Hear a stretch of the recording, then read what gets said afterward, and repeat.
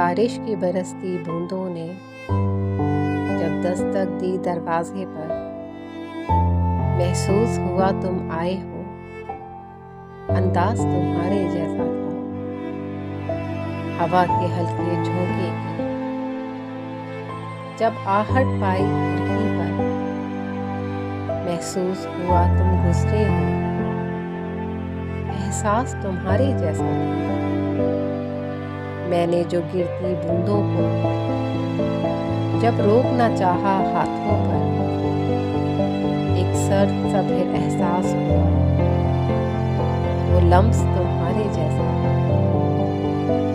تنہا میں چلا جب بارش میں، تب ایک جھونکے نے ساتھ دیا، میں سمجھا تم کو ساتھ ملے، وہ ساتھ تمہارے جیسا تھا،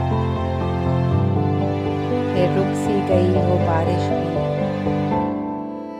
باقی نہ رہی ایک آہٹ بھی، میں سمجھا مجھے تم چھوڑ گئے، انداز تمہارے جیسا تھا، بارش کی برستی بوندوں نے جب دستک دی دروازے پر،